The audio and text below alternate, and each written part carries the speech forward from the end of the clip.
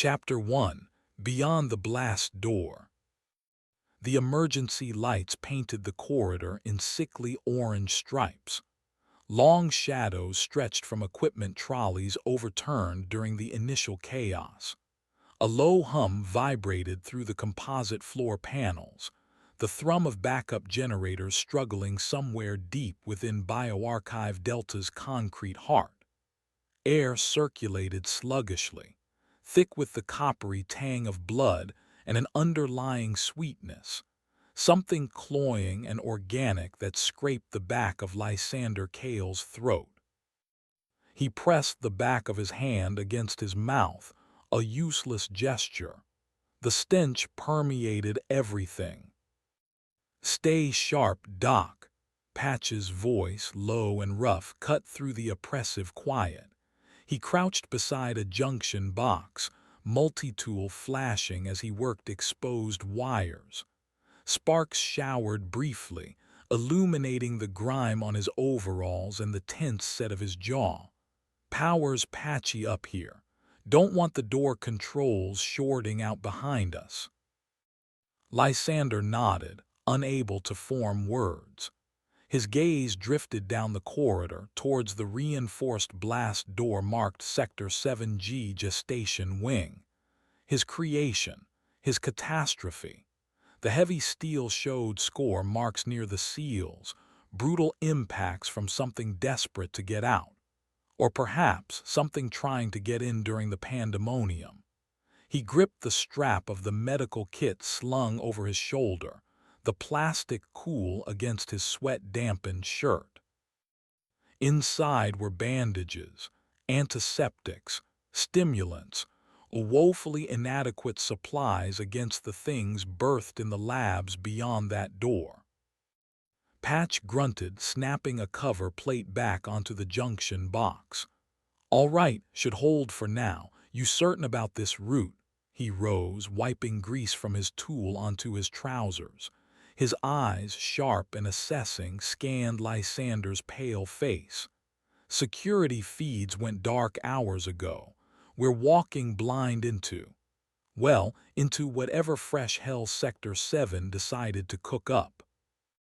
"It's the only viable path," Lysander stated, his voice tight.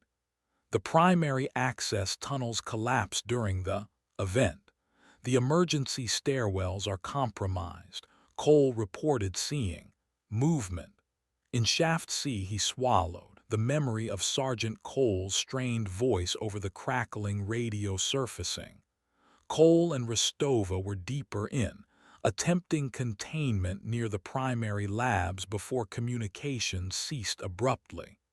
The nursery wing connects to the sub-level maintenance network. It bypasses the main structural damage. "Bypasses it by going straight through the monster factory," Patch countered, gesturing towards the blast door with his tool. "Forgive me if I don't share your enthusiasm for the scenic route, Doc. I fix pipes, not bioweapons gone wrong." "They weren't intended as weapons," Lysander whispered, the old defense reflexive, hollow. "They were potential, accelerated growth studies, viability assessments for species reclamation." He looked away from Patch's skeptical expression. The truth tasted like ash. Potential had twisted into perversion under his guidance, under pressure for results. He could almost hear the whisper of his superiors, the demands for breakthroughs, the corners cut. Patch scoffed, a dry rasp. Potato, Doc, dead is dead. And judging by the screams we heard earlier, these things are efficient." He checked the crude pipe wrench tucked into his belt loop. "You got anything heavier than a glorified first aid kit?" Lysander shook his head. "My access codes are keyed to the nursery's internal systems. Environmental controls, secondary power relays, nutrient lines. I can reroute, maybe create diversions. Seal sections."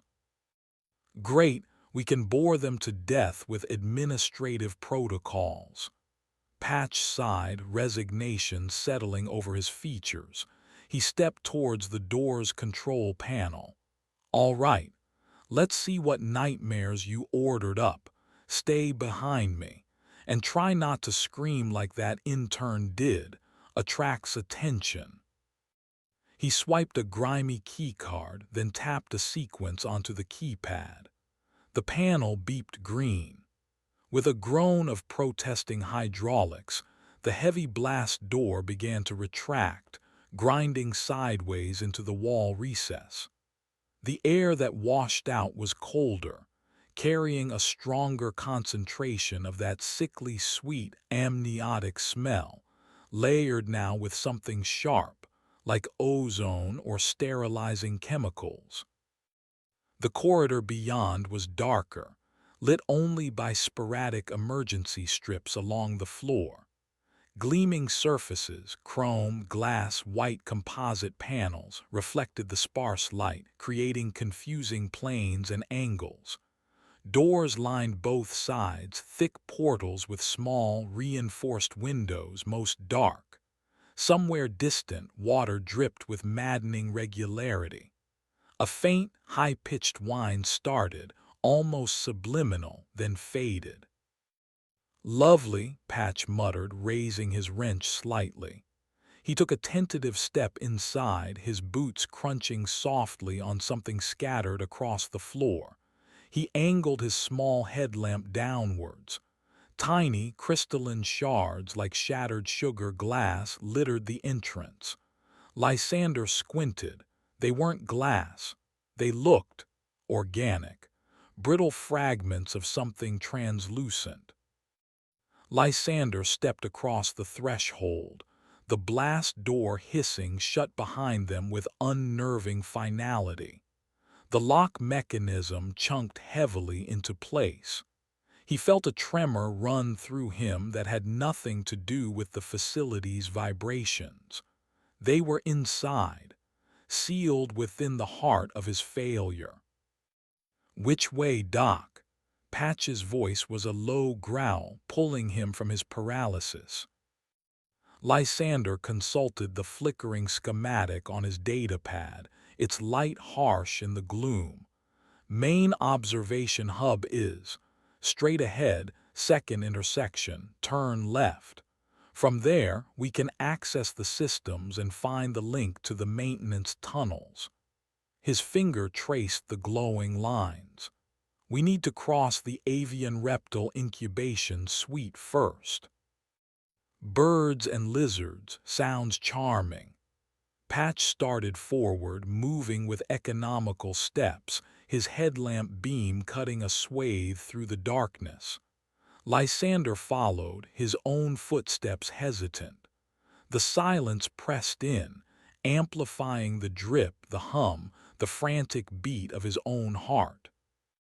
They passed rows of darkened labs.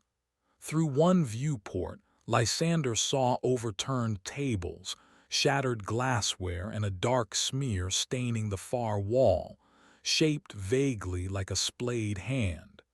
He averted his eyes, quickening his pace to keep up with Patch.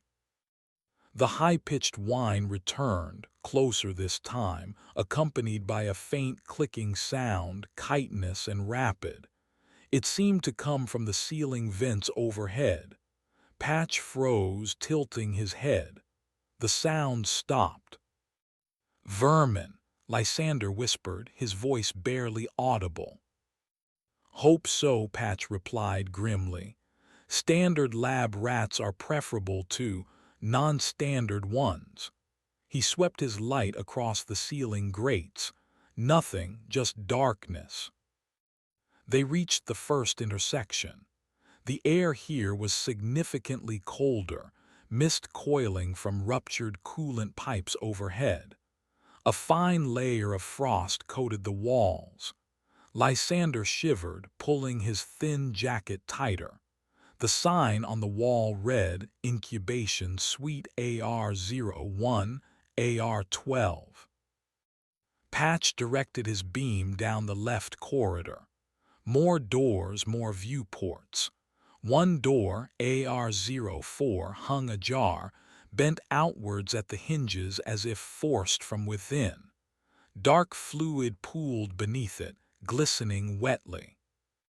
"Looks like something checked out early," Patch observed dryly.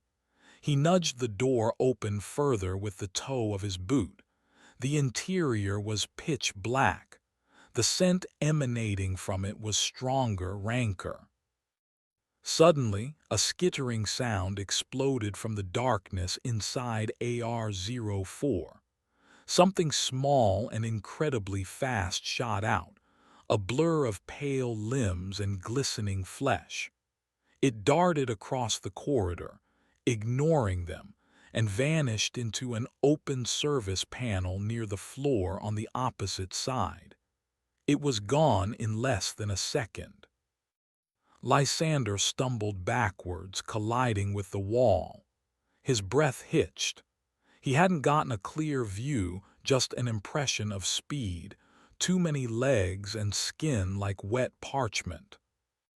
Patch cursed under his breath, his wrench held ready. What in God's name was that? Lysander struggled to speak, his mind racing through genetic profiles, project code names. Could be clutchling variant, juvenile, avian reptile hybrid, accelerated development, designed for rapid mobility. His own words sounded detached, clinical, failing utterly to capture the visceral wrongness of the creature. Rapid mobility, right. Patch swept his light towards the service panel where the thing had disappeared. Means it could be anywhere now. Vents, crawl spaces. He looked back at Lysander. Change of plans. We stick to the main corridor. Avoid the side labs. Get to the hub, find the tunnel access, get the hell out of this wing. Lysander agreed readily. The hub seemed like a sanctuary, a place of control, however illusory. They continued down the corridor, the encounter leaving a residue of adrenaline and dread. The dripping sound was louder now, echoing from somewhere ahead. As they approached the second intersection, the source became clear. A large gestation tank, easily 8 feet tall, stood cracked near the corner. Thick, viscous fluid, almost opaque, oozed sluggishly down its curved surface, forming a puddle on the floor. The tank itself was dark, its internal lights extinguished. "Must have ruptured during the tremors," Patch commented, cautiously approaching it. He shone his light onto the cracked viewport. Empty. Lysander felt a chill that had nothing to do with the leaking coolant. He stopped several feet away, noticing something Patch hadn't. A faint, rhythmic sobbing sound. Low, mournful, and deeply unsettling, it seemed to emanate not from the tank itself, but from the air around it. He felt a pressure build behind his eyes, a wave of sudden, profound nausea washing over him. "Patch," Lysander started, his voice strained. "Do you hear that?" Patch turned, frowning. "Hear what?" "Just the dripping and the generator hum." He took another step closer to the tank, peering at the crack. The sobbing intensified, weaving directly into Lysander's consciousness. It wasn't just sound. It felt like pure despair, a tangible wave of misery pressing down on him. He staggered, leaning against the wall for support, his vision blurring at the edges. "Doc, what's wrong?" Patch's voice sounded distant, distorted. He turned fully towards Lysander, concern replacing his usual cynicism. "You look like you're gonna pass out." Lysander tried to warn him, to tell him about the sound, the feeling, but his throat closed up. He could only watch in horror as Patch, distracted by Lysander's distress, reached out a hand towards the cracked gestation tank. From the dark fluid pooling on the floor, a thin, pale tendril, no thicker than a pencil, snaked upwards with impossible speed. It coiled around Patch's ankle before he could react, its tip probing insistently against the fabric of his overalls. Patch yelled, startled more than hurt, stumbling backwards. But the source of the tendril remained unseen within the gloom surrounding the tank, and the sobbing intensified, burrowing into Lysander's skull like a parasite made of sorrow. Another tendril slithered from the puddle, then another. They writhed blindly, questing through the air near the tank, drawn towards the warmth, the movement, the life. And from the oppressive darkness near the cracked glass, Lysander thought he saw a faint, internal luminescence begin to pulse, accompanied by the heart-wrenching sound of an infant's inconsolable weeping.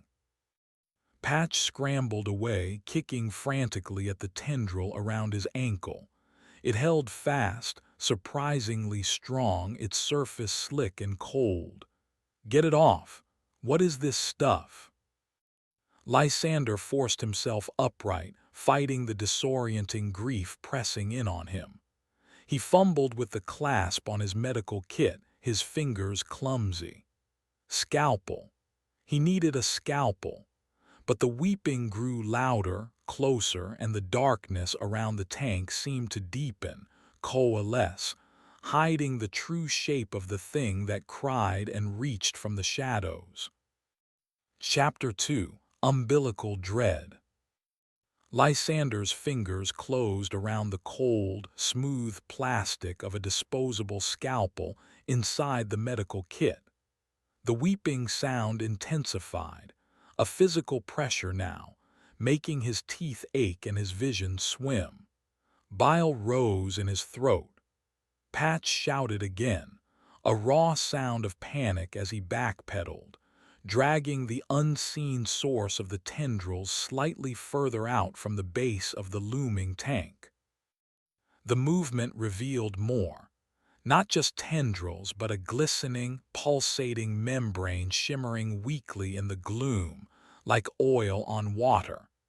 It clung to the floor, spreading from the leaked fluid. "Lysander, cut it!" Patch's voice was strained, his face pale in the bouncing beam of his headlamp as he struggled to keep his balance. The tendril around his ankle constricted, thick as a thumb, its surface disturbingly smooth. Lysander lunged forward, fighting the wave of psychic misery that threatened to buckle his knees. He slashed downwards with the scalpel. The blade sliced through the tendril with surprising ease, like cutting soft rubber. It parted cleanly. The severed end whipped back towards the membrane near the tank, retracting instantly. The part still coiled around Patch's ankle went limp, loosening its grip. Patch kicked it off violently, scrambling backwards several more feet, breathing heavily. God, what was that? Felt like ice. He rubbed his ankle vigorously through the tough fabric of his overalls. The sobbing didn't stop. If anything, the violation seemed to amplify it. The faint pulsing light near the cracked tank brightened, resolving into a horrifying shape within the swirling darkness. It wasn't in the tank, but beside it, half obscured by shadow and ruptured pipework. A sack, large as a medicine ball, hung suspended in the air, tethered by thick, umbilical-like cords snaking from the ruptured tank's plumbing.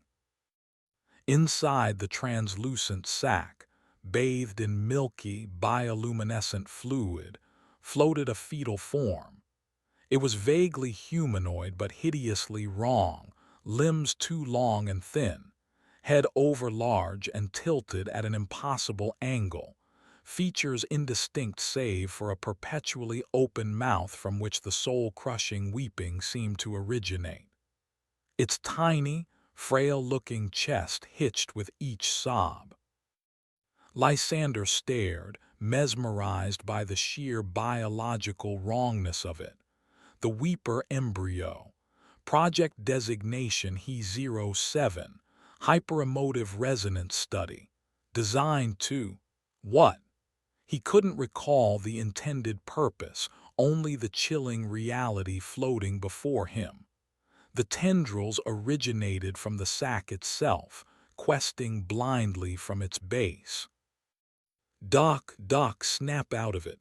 Patch grabbed Lysander's arm, yanking him hard. Move now. The urgency in Patch's voice broke the horrid spell.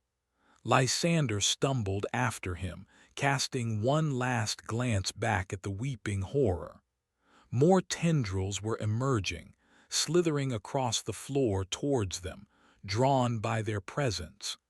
The psychic aura of despair clung to him, a residue of nausea and sorrow. They half ran, half stumbled down the corridor, away from the cracked tank and its dreadful occupant. Patch kept glancing nervously over his shoulder, his headlamp beam jittering. The sobbing sound diminished with distance, though the pressure behind Lysander's eyes remained. "You designed that thing," Patch demanded between ragged breaths, his voice tight with accusation and fear. Not like that," Lysander gasped, struggling to draw clean air into his lungs. The ambient stench of the wing felt thicker here. The parameters were different: stable emotional projection, controlled empathy response. He trailed off. Excuses sounded pathetic even to himself. Something went wrong. The containment breach, the power surges, must have caused spontaneous, uncontrolled maturation or mutation. "Or you just screwed up, Doc," Patch shot back, his usual cynicism sharpened to a razor edge. He didn't slow down. "Playing God in a basement lab, look where it got us." Lysander had no reply. Patch was right. Hubris and ambition, thinly veiled as scientific progress, had paved the way to this nightmare.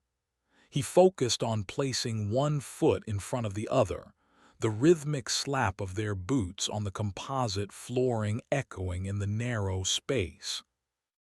They reached the second intersection, the one Lysander had identified on the schematic. To the left, the corridor continued towards further incubation suites. Straight ahead lay the observation hub. The sign above the doorway confirmed it. Sector 7G Observation Control. Unlike the labs, this entrance was a pair of automatic sliding glass doors, currently dark and inert. A manual release panel glowed faintly beside them. "Hub control," Lysander said, pointing. "The system's access should be inside." Patch approached the doors cautiously, shining his light through the darkened glass. The room beyond was large, dominated by a bank of monitors, all currently black. Chairs were overturned. Papers lay scattered across consoles. There were no immediate signs of movement, but deep shadows pooled in the corners. "Looks clear," Patch said, though his tone lacked conviction. He wiped a hand across his face, smearing grease and sweat. "You still feeling whatever that weeping thing did?" Lysander touched his temples. The acute pressure had faded, but a dull ache remained, a phantom echo of the creature's misery.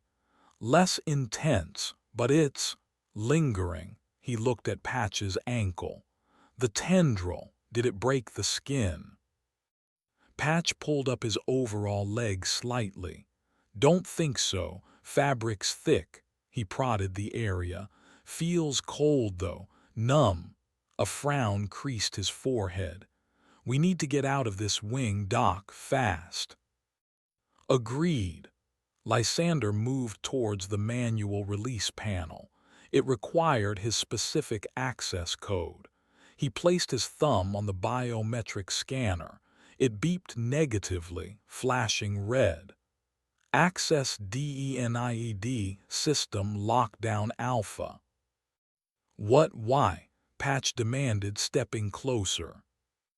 Lysander tried again. Same result. He entered his override sequence on the keypad. Override failed, security protocol 7 active. He felt a knot tighten in his stomach. The system. It's locked me out. Security protocol 7. That's full biological containment. Containment, meaning what? It thinks we're the contamination. Patch swore, slamming his palm against the reinforced glass door which shuddered but held firm. "So the main hub is useless. How do we get to the maintenance tunnels now?" Lysander frantically scanned the schematic on his datapad, zooming in on their location. His mind raced. Protocol 7 would seal all primary access points, reroute power, potentially even trigger sterilization cycles in affected zones. Whoever or whatever had initiated it had effectively trapped them deeper inside the nursery. "There's another route," Lysander said slowly, tracing a path through secondary labs and utility corridors. "Less direct, it passes through the mammalian gestation block, M block." Patch groaned. First birds and lizards, then crying floaty bobbies, now mammals. "What you cook up in there, Doc? Killer bunnies." "Primate trials," Lysander admitted reluctantly. "Canine adaptations. Nothing was supposed to be viable outside the pods." He zoomed in further. "There's a service lift shaft connection near M Block 9. If we can get the lift operational, it descends directly into the primary sublevel network." "If," Patch repeated flatly. "Lot of ifs, Doc, and a whole lot more creepy crawlies between here and there, I bet." He shone his light back down the corridor they'd come from, then towards the unexplored path leading to M Block. "All right, lead the way. But if I see anything bigger than a poodle with extra teeth coming at us, I'm using you as a shield." Lysander ignored the grim attempt at humor. He turned right, towards the unknown dangers of M Block. The corridor here seemed subtly different. The air was warmer, slightly humid, and carried a faint, musky odor beneath the chemical tang. Scorch marks patterned the walls near the ceiling, indicating a localized fire had been extinguished, likely by the automated systems. As they walked, Patch's headlamp beam caught something high on the wall near a ventilation grate. Deep, parallel scratch marks gouged into the metal paneling. 3 distinct lines, thick as fingers, dug deep. "Clutchlings?" Lysander asked quietly. Patch examined the marks.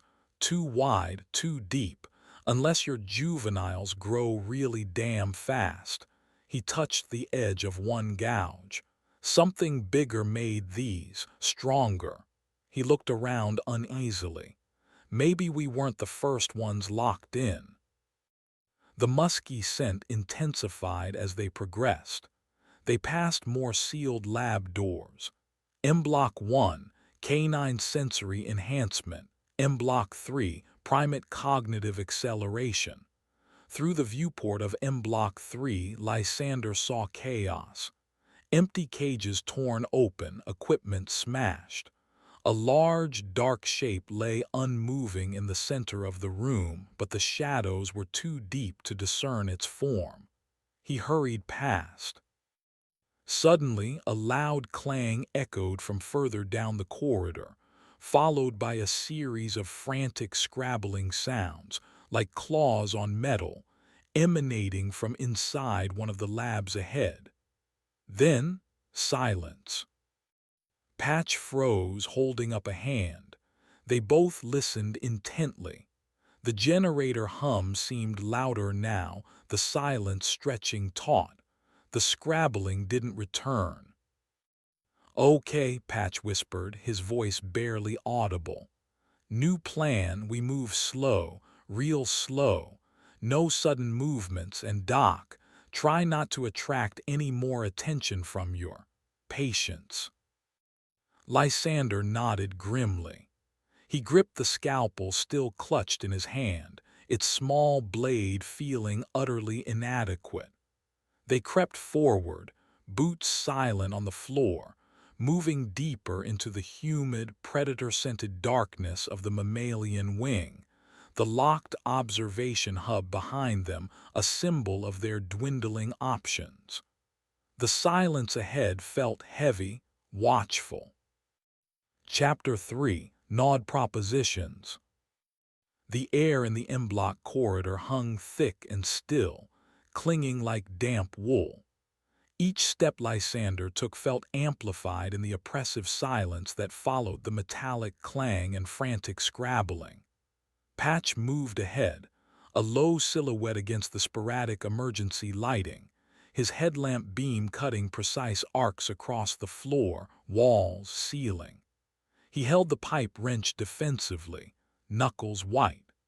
The musky, animal scent was stronger here, mingled with the sharp odor of ozone from the earlier fire suppression. They crept past M-Block 4. The viewport was shattered inwards, radiating cracks across the reinforced glass. Inside, darkness prevailed. Lysander avoided looking too closely. His imagination supplied horrors enough without visual confirmation. The next door, M-Block 5, was the likely source of the noise. It stood slightly ajar, a dark vertical slit in the pale wall. Faint whimpering sounds leaked from within, punctuated by wet, tearing noises. Patch held up a hand, signaling a halt. He listened intently, his head cocked.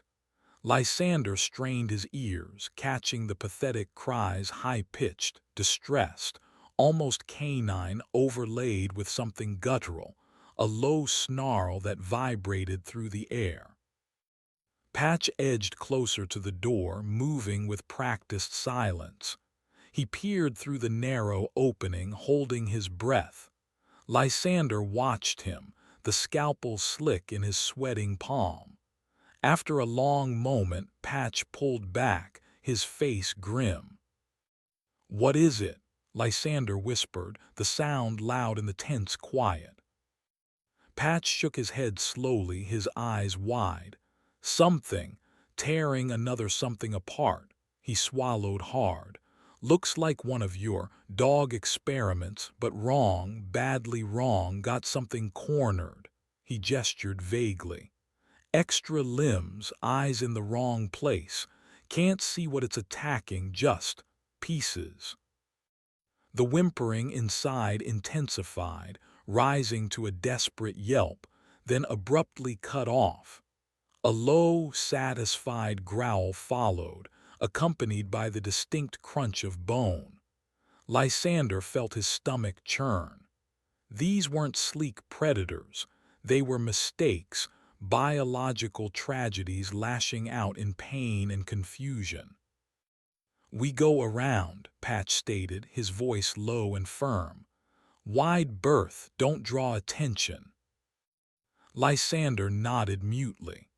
The thought of what malformed creature lay just beyond the door, sating its unnatural hunger, spurred him onward. They hugged the opposite wall, stepping carefully over debris, fallen ceiling panels, twisted conduits. The corridor curved gently ahead. As they rounded the bend, Patch's headlamp illuminated a disturbing tableau splattered across the wall and floor. Blood, fresh and glistening, decorated the surfaces in arterial sprays. Embedded in one dark splash was a clump of coarse, grayish fur. And lying near the skirting board, startlingly mundane amidst the carnage, was a standard-issue security sidearm, identical to the one Sergeant Cole carried.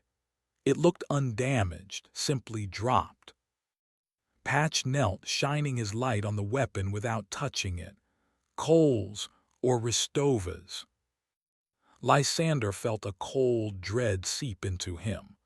Cole's last transmission had mentioned movement in Shaft C, but perhaps they had rerouted, tried to reach the nursery wing through M Block, only to encounter this. No way to tell, but they came this way.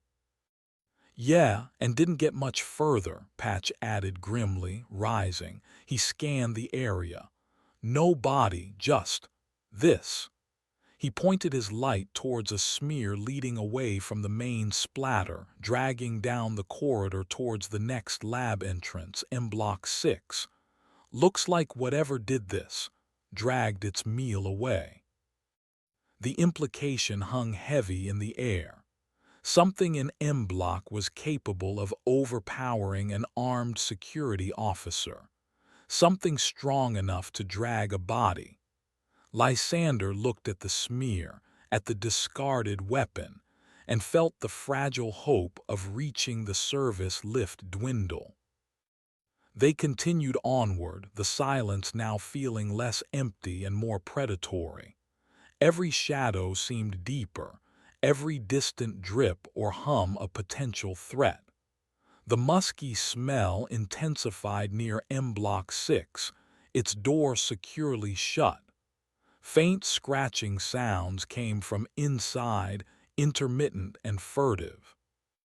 Lysander checked his datapad again, trying to focus on the schematic, on the tangible goal of the lift. M Block 9 should be just past the next junction. The lift shaft access is marked adjacent to it. Let's hope it's still standing, Patch muttered. He paused, sniffing the air. Smell that, chemicals stronger now. Lysander noticed it too. Beneath the organic musk, a sharp, antiseptic odor was growing more prominent, overlaying the sweetness they'd first encountered upon entering the wing. It stung his nostrils. They reached the junction. Ahead lay M Blocks 7 and 8. To the right, the short corridor leading to M Block 9 and the service lift alcove. The chemical smell was definitely coming from the right. Patch swept his light down the short passage. It ended at a heavy steel door marked Service Lift MX-03. Next to it, the entrance to M Block 9, Primate Aggression Response Studies, was partially blocked by fallen debris and what looked like hardened foam sealant, sprayed haphazardly around the edges. The chemical smell originated from the foam. Foam, Lysander questioned, approaching cautiously. Emergency containment sealant.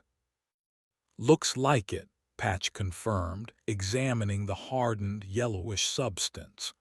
Someone tried to seal this lab section off in a hurry, from the outside. He pointed his light at the lift door. It was dented, scarred with more of the deep, three-pronged gouges they'd seen earlier, concentrated around the edges as if something had tried to claw its way in or out. The control panel beside the door was smashed, wires dangling uselessly. Damn it, Patch cursed, kicking lightly at the base of the ruined panel. Lifts out. Whatever Cole and Ristova ran into, looks like it trashed their exit too. He ran his hand over the gouges on the lift door.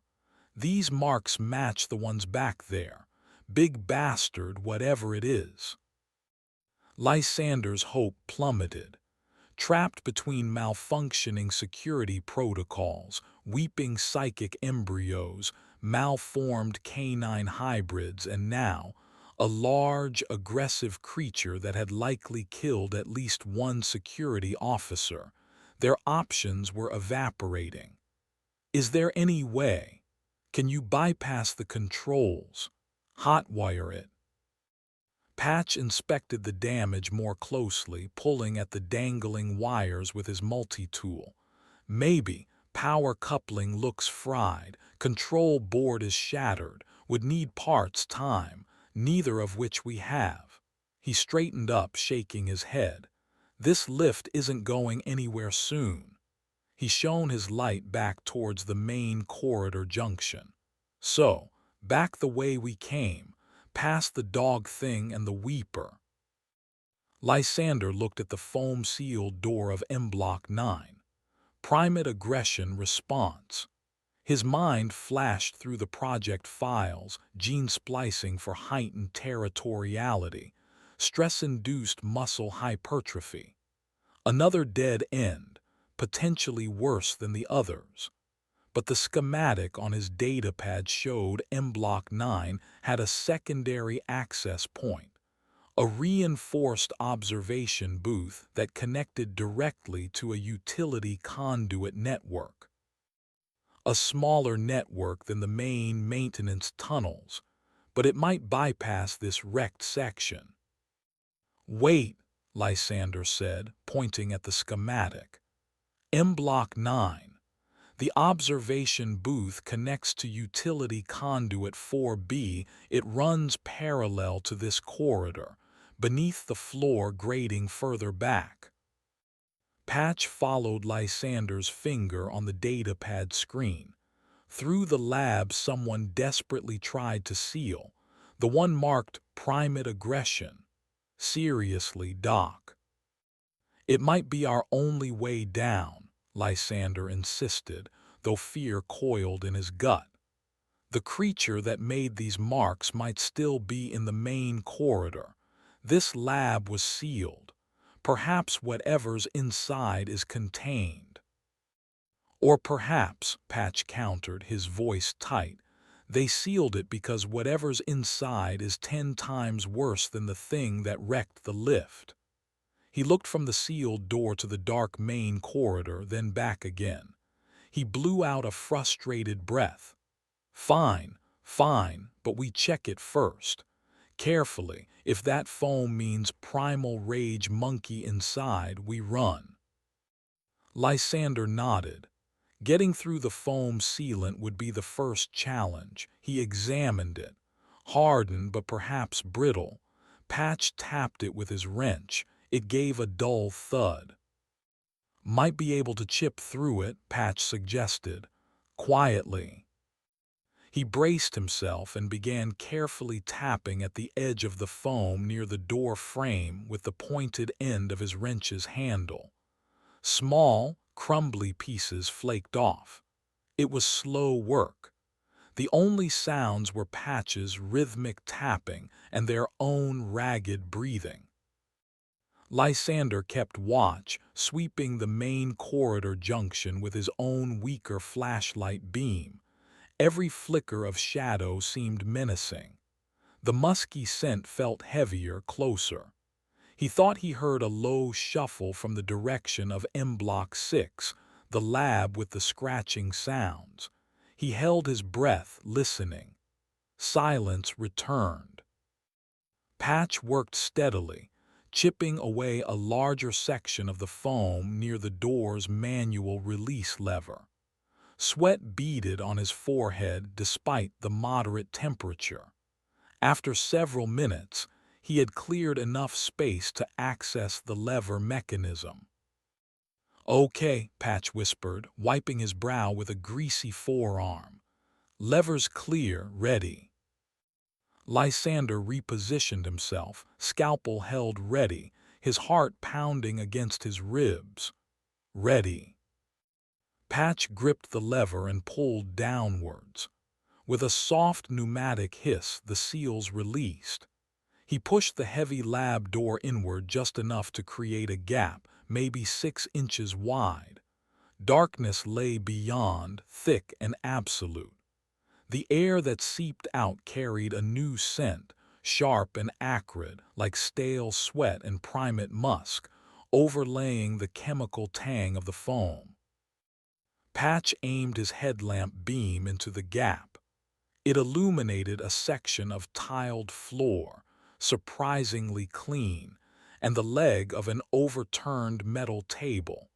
Nothing else was immediately visible in the narrow slice of light. No sound came from within. "See anything?" Lysander asked, keeping his voice low. "No, smells like, well, like angry monkeys," Patch whispered back. "Going to open it wider, be ready." He pushed the door further, widening the gap to a couple of feet. The beam penetrated deeper into the lab. It revealed more overturned furniture, smashed monitoring equipment hanging from ceiling mounts by wires, and large, dark stains on the floor and walls that Lysander desperately hoped were not blood. Cages lining the far wall were empty, their doors bent or torn off entirely. And then the beam landed on it. Crouched in the far corner, almost hidden behind a wrecked centrifuge, was a shape. Large, hunched, covered in matted, dark fur. It wasn't moving, seemed almost unnaturally still. Its back was to them. Patch held the light steady.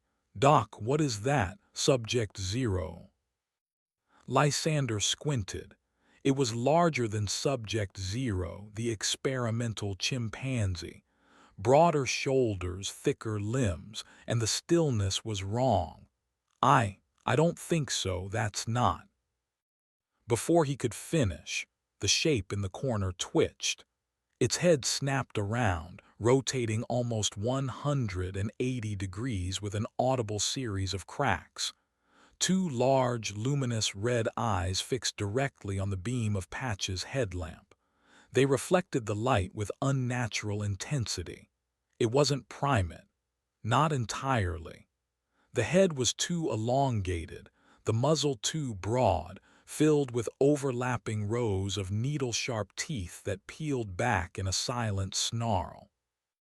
Its powerful, fur-covered shoulders bunched, and Lysander saw the source of the deep gouges on the lift door. 3 massive, bone-like claws extending from each oversized hand, scraping softly against the tiled floor as it shifted its weight. It rose slowly from its crouch, unfolding to a height easily exceeding 7 feet. It wasn't just a primate.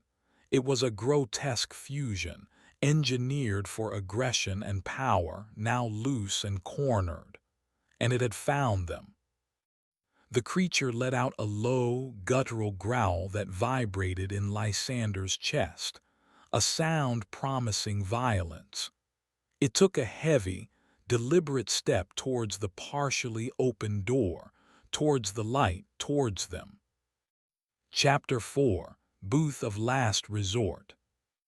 The creature's growl deepened, vibrating through the floor into the soles of Lysander's shoes. Those luminous red eyes, devoid of pupils, locked onto them, burning with engineered hostility. Its massive, clawed hand reached for the edge of the lab door. "Close it, Patch, close it now," Lysander yelled, stumbling backwards into the main corridor, pure instinct overriding thought. Patch reacted instantly, throwing his weight against the heavy door, trying to force it shut against the creature's advance. Metal screeched against the frame. "It's too strong," he grunted, muscles straining, his boots scraping for purchase on the smooth floor. The creature snarled, a wet, guttural sound, and effortlessly pushed the door back open. The steel groaned in protest, bending visibly around the point of contact with the creature's immense strength. The gap widened again, revealing more of the monster's hulking form. It lowered its head, broad shoulders bunching as it prepared to charge through the opening. The booth, Lysander, the observation booth. Go, Patch roared, abandoning the door. He dodged sideways as the creature lunged, not fully into the corridor but widening the entrance enough to step through unimpeded. Patch snatched up a discarded metal canister of the sealant foam near the doorway. It was heavy, unwieldy. Lysander didn't need telling twice. He spun and sprinted into the lab, past the looming horror that now filled the doorway. Adrenaline surged, sharpening his senses even as terror threatened to paralyze him. The lab was larger than it looked from the corridor, a wreck of scientific endeavor. Overturned tables formed barricades, shattered monitors hung like dead fruit from ceiling mounts, and the acrid stench of primate and chemicals burned his lungs. His eyes darted around, searching for the booth entrance amidst the chaos. He saw it, a reinforced door set into the far wall, past the smashed centrifuge and the empty, torn cages. A small, thick window looked out from it, his only chance. Behind him, a tremendous crash echoed as the creature fully entered the lab, swiping a heavy equipment rack aside like a toy. Metal shrieked and tumbled. Patch yelled, "Hey, ugly!" Lysander risked a glance back. Patch stood near the entrance, holding the foam canister defensively. The creature turned its massive head towards him, the red eyes fixing on the new target. It ignored Lysander for the moment, apparently prioritizing the immediate, defiant threat. Lysander scrambled over a low pile of debris, his foot slipping on scattered papers. He pushed himself forward, lungs burning. The observation booth seemed miles away. He remembered the layout from the blueprints: reinforced plasteel walls, separate environmental controls, direct access link to utility conduit 4B. It was designed to withstand system failures, even minor breaches. But against this, the creature took a step towards Patch, its heavy footfalls thudding on the tiled floor. Patch hefted the canister. "Want a face full of stick fast, you oversized ape," he taunted, his voice strained but defiant. The creature paused, tilting its head slightly, perhaps processing the unfamiliar object, the unfamiliar challenge. Its low growl rumbled continuously. Lysander used the momentary distraction, forcing his legs to pump harder. He dodged around the centrifuge, the metallic tang of old blood thick in the air near it. He could see the booth door clearly now, standard biolock panel beside it. His heart pounded. Would his access codes work here, or was it tied into the same Protocol 7 lockdown? A roar erupted behind him, followed by the sharp hiss of the foam canister activating and a bellow of rage and pain from the creature. Lysander didn't look back. He reached the booth door, slamming his hand against the biometric panel. "Access granted." A wave of relief so profound it almost buckled his knees washed over him. The lock clicked open. He yanked the heavy door inwards. It opened into the booth and stumbled inside the small, dark space. He immediately spun around to pull the door shut, peering through the small, thick window as he did. The scene in the lab was chaos. Patch was scrambling backwards, away from the creature, which had thick, rapidly hardening yellow foam sprayed across its face and chest. It roared incoherently, clawing furiously at the adhesive substance, chunks of fur and skin coming away with it. One of its red eyes was completely obscured by the foam, the other blazed with intensified fury. It seemed disoriented but far from incapacitated. Patch had dropped the empty canister and was now trying to circle around a large dissection table, putting obstacles between himself and the enraged beast. "Patch!" Lysander yelled instinctively through the thick plasteel. Patch glanced towards the booth, his face a mask of terror and desperation. He saw Lysander inside, saw the closing door.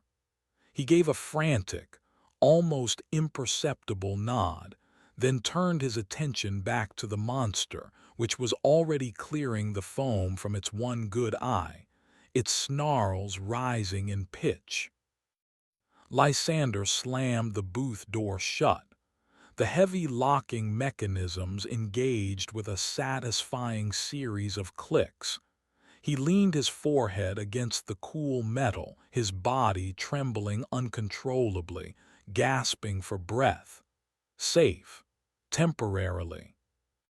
The booth was small, maybe 6 feet square.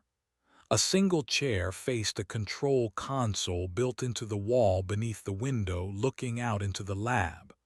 Most screens on the console were dark, but a few status indicators glowed faintly green: internal power, atmospheric integrity. To his right, set into the wall, was another, smaller metal panel marked Utility Conduit Access 4B. He rushed to it, fumbling with the recessed handle. It was stiff but opened inwards, revealing a dark, narrow shaft descending vertically. Cold, damp air wafted up, carrying the smell of mildew and stagnant water. A series of metal rungs were bolted into the shaft wall, disappearing into the blackness below. Freedom. Or at least a different kind of danger. A tremendous slam against the booth door threw Lysander sideways against the console. He cried out, scrambling back to his feet. Through the window, he saw the creature, foam still clinging to its matted fur, battering the reinforced door with its massive fists. The entire booth shuddered with each impact. Dents appeared on the exterior metal. Another slam, harder this time. A network of fine cracks appeared on the plasteel window, radiating outwards from the center. The creature roared again, its single visible red eye filled with murderous rage, focused entirely on the fragile barrier separating them. Lysander stared in horror. The booth wouldn't hold, not for long. He looked from the cracking window to the dark opening of the utility conduit. Patch was still out there. He pressed his face close to the window, trying to see past the enraged creature. Where was Patch? Had he escaped back into the corridor? Or was he trapped somewhere in the lab, hidden amongst the wreckage? The creature's bulk obscured much of the view. Slam! The cracks on the window widened, one reaching the edge of the frame. The sound was deafening in the small space. Lysander backed away towards the conduit opening. He couldn't help Patch from in here. Staying meant dying when the door inevitably gave way. His survival instinct screamed at him to descend, to flee into the darkness of the tunnels. But the image of Patch's face, that desperate nod, flashed in his mind. He hesitated, torn. Another impact, metal screamed and groaned. The door buckled inward slightly at the top. The creature paused, shaking its head, then slammed its shoulder into the weakened section with incredible force. The upper hinge shrieked, tearing loose from the frame. The door sagged, hanging crookedly. There was no more time. Lysander cast one last agonized look towards the lab through the starred window, seeing only the hulking, shadowed back of the creature as it prepared for another assault. He swung his legs into the conduit opening, gripping the cold, wet rungs. The darkness below was absolute, the air thick with the smell of decay. He started to descend, rung by slippery rung, into the unknown depths beneath the nursery, the sounds of the monster destroying the booth echoing horribly from above. Each downward step felt like a betrayal. Chapter 5: Sublevel Lament. The horrific sounds of the creature destroying the observation booth, the screeching metal, the furious roars, faded quickly as Lysander descended into the shaft. Darkness swallowed him whole, absolute and profound. The only sensations were the biting cold of the wet metal rungs beneath his trembling hands, the rhythmic drip of unseen water echoing in the confined space, and the thick, musty smell of stagnant air and decay filling his nostrils. Each downward movement was clumsy, hampered by fear and the slickness of the rungs. His shoulder throbbed where he'd slammed against the console. Down, down, rung after rung. He lost track of how far he'd climbed. 10 feet, 20, 50. The shaft seemed bottomless, a vertical throat leading into the bowels of the facility. Above, silence reigned. Had the creature given up, moved on, or was it searching for another way to get at him? The uncertainty was a cold weight in his gut, heavier even than the guilt gnawing at him. Patch. The name echoed in his mind, sharp and accusatory. He saw Patch's face again, that desperate nod before Lysander sealed himself in the booth. He'd left him, abandoned him to that thing, that product of his own hubristic science. Lysander squeezed his eyes shut for a second, gripping the rung tighter. Survival, that's what Patch would have done, what anyone would have done. The rationalization felt thin, brittle. He pushed the thought away, focusing only on the next handhold, the next foothold. Survival first, atonement later, if there was a later. His foot slipped. His body lurched sickeningly, his grip tightening desperately on the rung above. He hung there for a moment, heart hammering against his ribs, the abyss below seeming to pull at him. He regained his footing, breathing heavily, the metallic taste of fear sharp in his mouth. Caution. Slow down. Panic was a luxury he couldn't afford. He continued his descent more carefully now. The air grew heavier, damper. The dripping sounds multiplied, coming from different directions, creating a confusing, liquid soundscape. Occasionally, a larger splash echoed from far below. His foot finally met something solid. Not another rung, but yielding, uneven ground. He cautiously lowered his weight, testing it. It held. He let go of the last rung and crouched, trying to get his bearings in the pitch blackness. His feet sank slightly into what felt like soft mud or silt, submerged under a few inches of cold, foul-smelling water. He fumbled for the small flashlight he habitually carried, his fingers stiff with cold and tension. He thumbed the switch. A weak, yellowish beam cut through the darkness, revealing his immediate surroundings. He stood at the bottom of the shaft in a narrow tunnel, barely wider than his shoulders. The walls were rough concrete, streaked with moisture and patches of pale, fuzzy mold. Pipes of varying sizes ran along the ceiling and walls, some intact, others ruptured and dripping viscous fluids that pooled on the tunnel floor, mixing with the stagnant water. The air was thick with the smell of mildew, rust, and something else. Something vaguely organic and unpleasant, like rotting vegetation mixed with sewage. The flashlight beam danced nervously as he turned, illuminating the tunnel stretching away in both directions. It wasn't perfectly straight, curving slightly. Debris littered the floor, rusted scraps of metal, broken pieces of conduit, indeterminate sludge. There was no obvious sign of which way utility conduit 4B led towards the larger sublevel network shown on his schematic.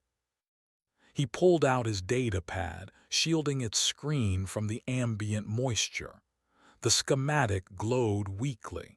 He tried to orient himself based on the M-block layout above. According to the diagram, the main sublevel access should be left. He hoped the conduits hadn't deviated significantly from the plans. Before moving, he listened intently. The dripping sounds were constant. A low gurgle came from a nearby drain pipe.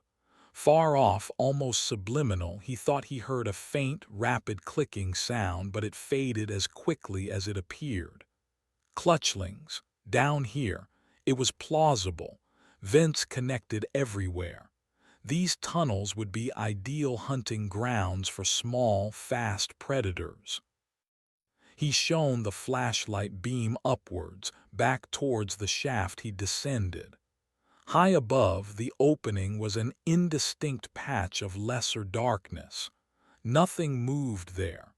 He lowered the beam, the circle of light catching something pale near the base of the shaft, half submerged in the muck.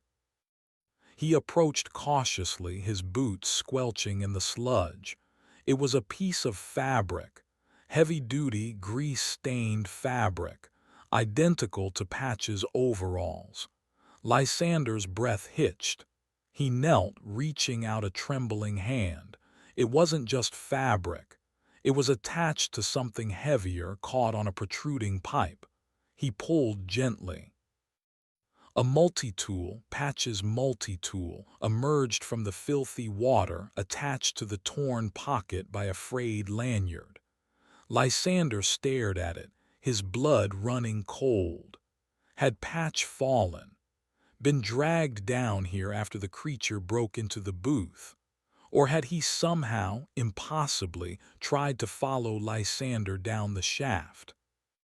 He scanned the immediate area frantically with his flashlight.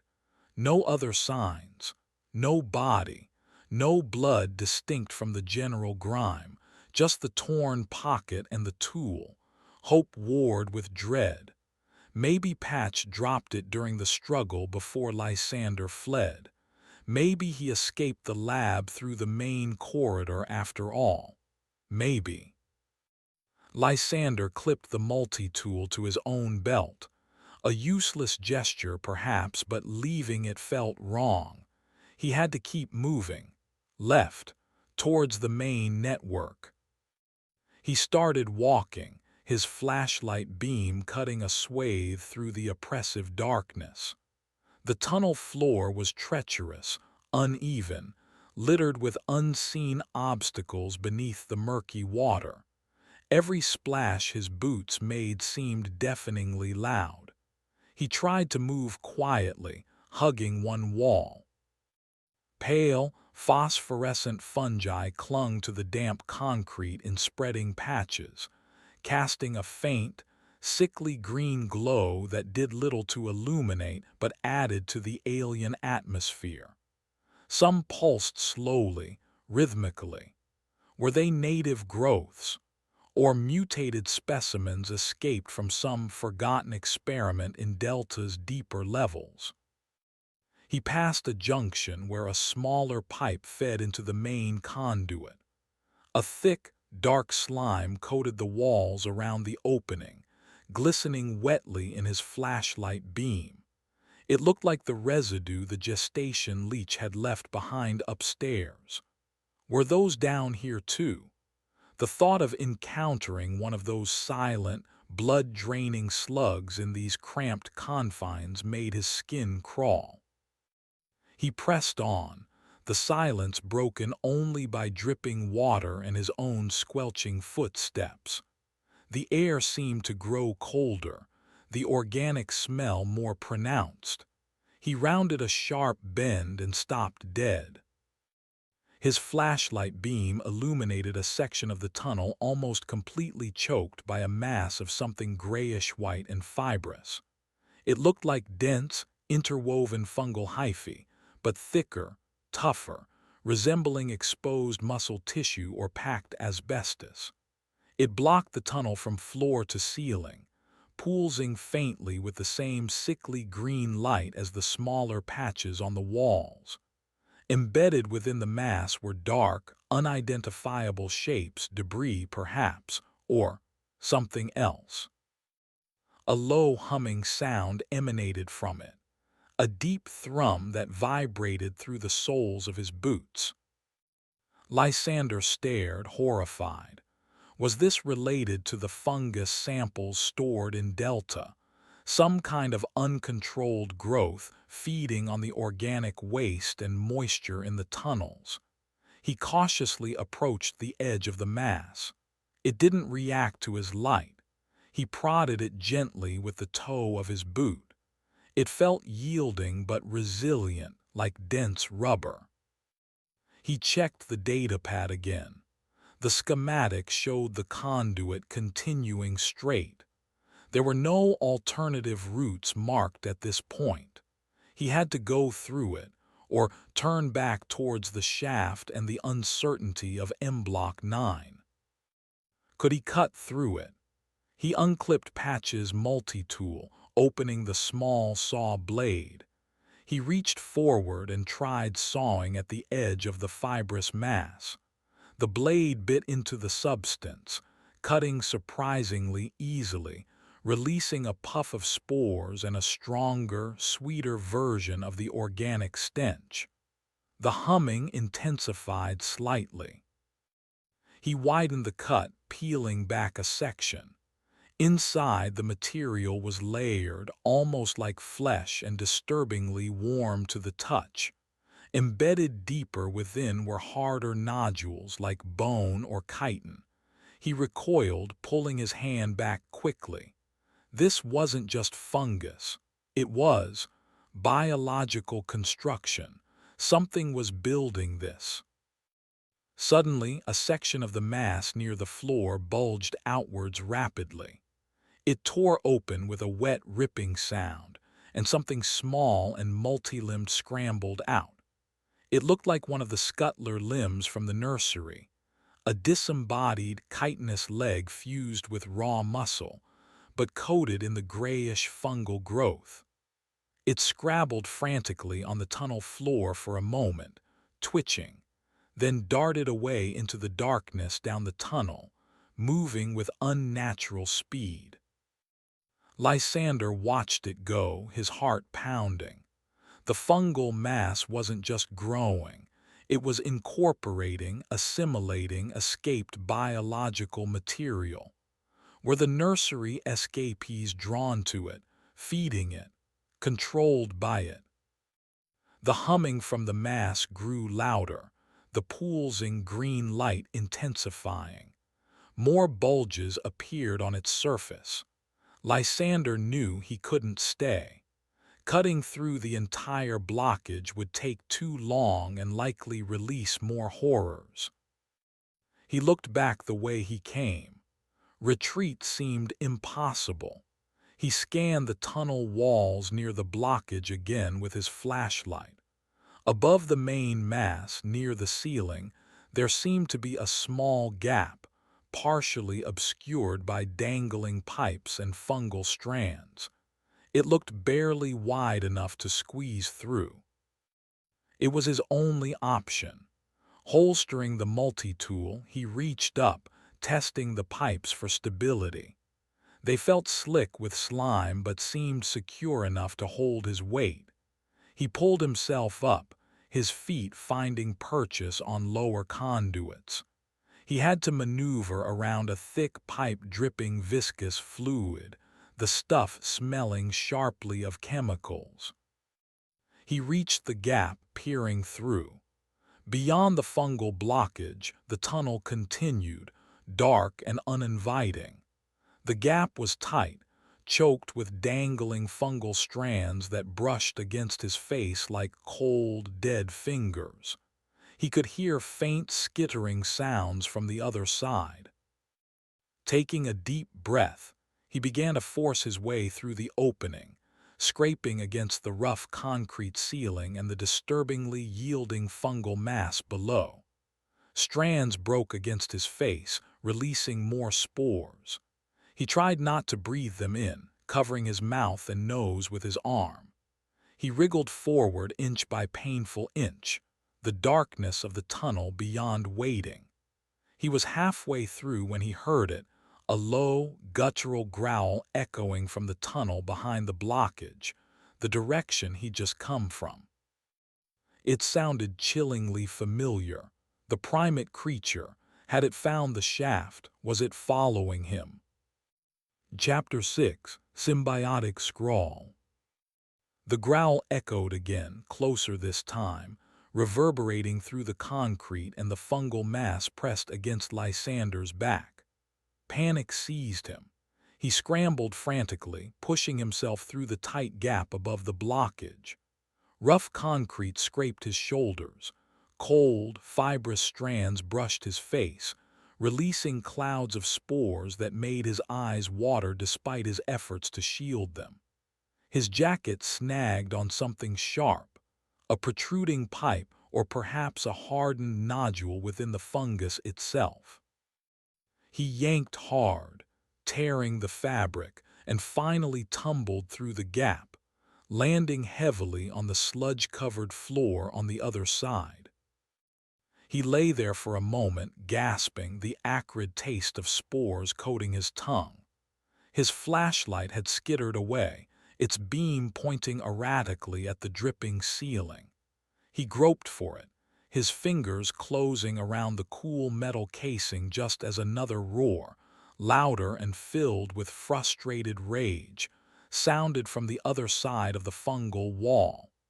It was definitely the M-block primate creature. It couldn't get through the main blockage, but it knew he was near.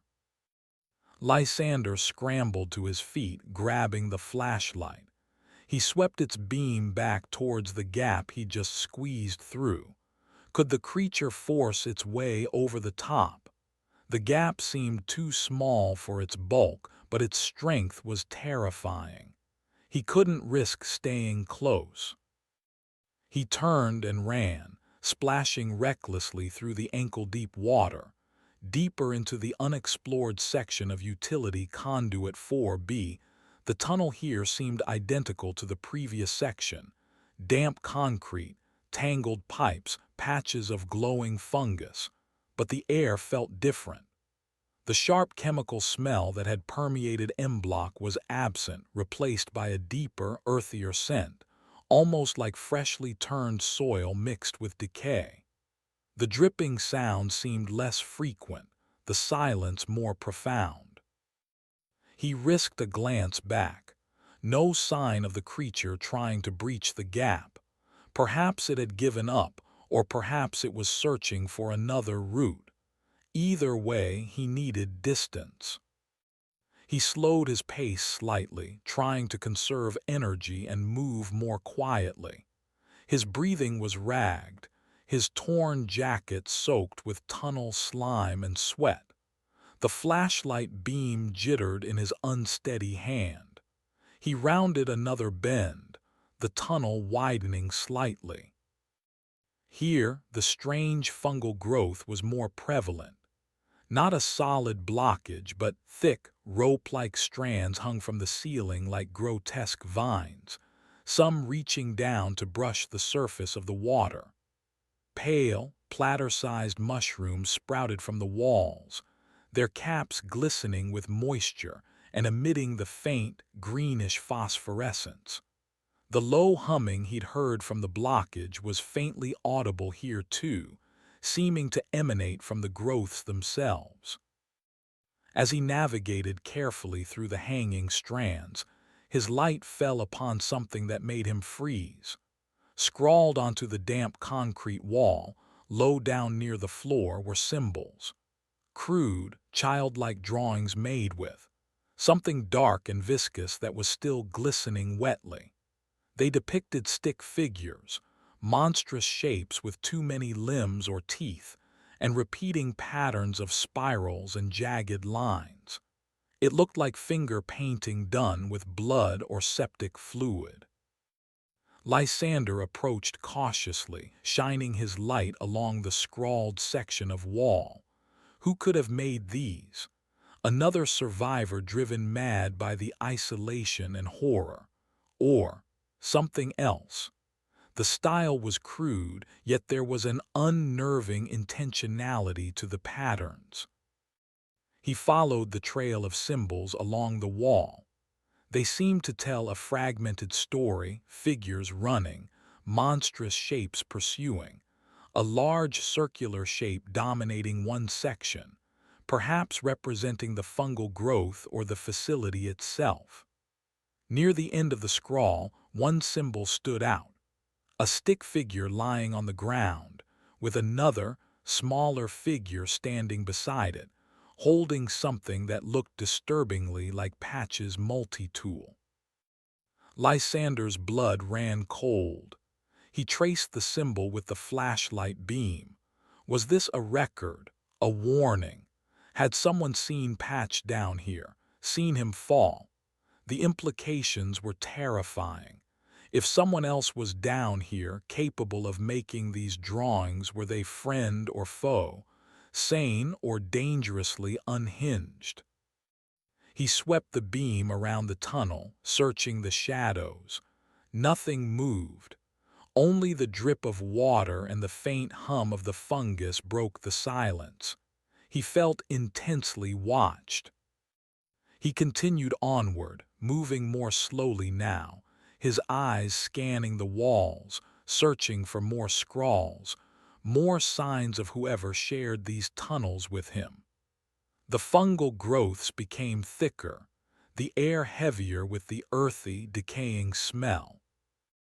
Ahead, the tunnel opened into a slightly larger junction chamber. Several pipes converged here, and a rusted access ladder ascended towards a ceiling grate, presumably leading to a higher level or another conduit network. In the center of the chamber, the source of the earthy smell was obvious. A large mound of dark, loamy material, like compost, rose from the sludge-covered floor. It wasn't fungus. It looked like actual soil, inexplicably present deep underground. Embedded in the mound were pieces of metal, scraps of plastic, and bones. Small ones mostly, like those of rats or birds, but also larger, thicker fragments that looked disturbingly familiar. Lysander shone his light on the mound. Steam rose faintly from its peak. It was warm. Something was living or at least generating heat within it. As he watched, the surface of the mound shifted slightly, ripples disturbing the dark soil. He backed away slowly towards the access ladder. This place felt fundamentally wrong, a nexus of decay and unnatural growth. He didn't want to know what was incubating in that mound. Suddenly, a sound echoed from one of the pipes emptying into the chamber, a wet, slurping noise, followed by a soft thump. Lysander snapped his flashlight beam towards the sound. A gestation leech, identical to the ones near the nursery wing, squeezed out of the pipe opening, its segmented, slug-like body glistening. It flopped heavily onto the floor, its lamprey mouths questing blindly. It seemed drawn towards the warm mound in the center of the chamber. Before Lysander could react, another sound came from the darkness of the tunnel he just exited, a rapid clicking, chitinous sound. A pack of clutchlings, perhaps 5 or 6 of them, darted into the chamber. They moved with incredible speed, their translucent skin pulled taut over hyperactive metabolisms. They ignored Lysander completely, their attention fixed on the leech struggling near the pipe. In seconds they swarmed it. Needle-sharp teeth tore into the leech's soft body. It writhed, emitting a high-pitched squeal, but the clutchlings were relentless, ripping it apart with feral efficiency. Dark, viscous fluid sprayed as they fed, their small bodies shuddering with predatory energy. Lysander watched in horrified fascination. The raw, brutal struggle for survival in this subterranean ecosystem was starkly displayed. He used the creature's distraction to move silently towards the access ladder. He reached its base, testing the lowest rung. Rusted, but it felt solid enough. He began to climb, moving as quietly as possible. The clutchlings below continued their frenzied feeding, their clicks and tearing sounds echoing in the chamber. The ladder ascended perhaps 15 feet towards the ceiling grate. The grate was heavy cast iron, likely rusted shut. He reached the top, balancing precariously on the upper rungs. He pushed upwards on the grate. It didn't budge. He pushed harder, putting his shoulder into it. It scraped slightly but held fast. He needed leverage. He looked down. The clutchlings had finished with the leech, leaving behind only shreds of its pale flesh mingled with the dark soil near the mound. They were now sniffing around the base of the mound itself, occasionally clicking at each other. They hadn't noticed him yet. He needed something to pry the grate, Patch's multi-tool. He unclipped it from his belt, fumbling slightly with cold fingers. He selected the small pry bar attachment. Wedging its tip between the grate and the frame, he applied pressure. Metal groaned in protest. Rust flaked down onto his face. He strained, putting all his weight into it. With a sudden screech of tortured metal, the grate popped upwards a few inches on one side, stuck halfway open. Relief flooded him. He pushed it further, creating an opening just large enough to squeeze through. Below, the sound had attracted the clutchlings' attention. They looked up, their multiple, beady eyes fixing on him, reflecting the flashlight beam. They chirped excitedly, clustering around the base of the ladder. One leaped, trying to reach the lower rungs, falling short. Lysander didn't waste a second. He shoved the multi-tool back into his pocket and scrambled through the opening into the space above. He landed on a mesh walkway in another tunnel, this one drier, constructed of metal grating instead of concrete. It seemed like a more modern service corridor. He immediately reached down and pulled the heavy grate closed behind him. It slammed shut with a clang that echoed down the ladder shaft. He heard the frustrated clicks of the clutchlings below. Safe, for now. He sat on the cold grating, catching his breath, the adrenaline slowly fading, leaving behind exhaustion and a deep, aching dread. He shone his light around the new corridor. It was wider than the conduit below, cleaner. Cables and conduits ran neatly along the walls. It felt less organic, more sterile. Less immediately threatening, perhaps, but still deep within the bowels of BioArchive Delta. He checked his datapad. According to the schematic, This service corridor should eventually lead towards the sub-level control center, a secondary hub, smaller than the main one, but potentially offering access to communications or broader facility systems. It was a long shot, but it was better than the fungus-choked, monster-infested conduits below. He got to his feet, his body protesting. As he took his first step down the metal walkway, his flashlight beam caught something on the wall beside a sealed doorway. More scrawls. These were neater, more deliberate than the frantic finger paintings below, etched into the metal paintwork with something sharp, perhaps the tip of a tool. It depicted a complex diagram, interconnected circles and lines, resembling the facility layout but distorted, warped. In the center, where the nursery wing should be, was a crude drawing of the Weeper embryo's sac. Lines radiated outwards from it, connecting to symbols representing other creatures, a clawed primate shape, a multi-limbed insectoid form, the slug-like leech. And branching off from those, more lines led to crude human figures, some standing, some lying down. Overlaid across the entire diagram like a web were patterns resembling fungal hyphae. Beneath the diagram, scratched meticulously into the metal, were two words. It Listens.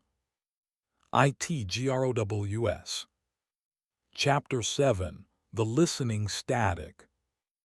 It Listens. Itgrows. The words, scratched crudely but deliberately into the painted metal, seemed to pulse in Lysander's vision.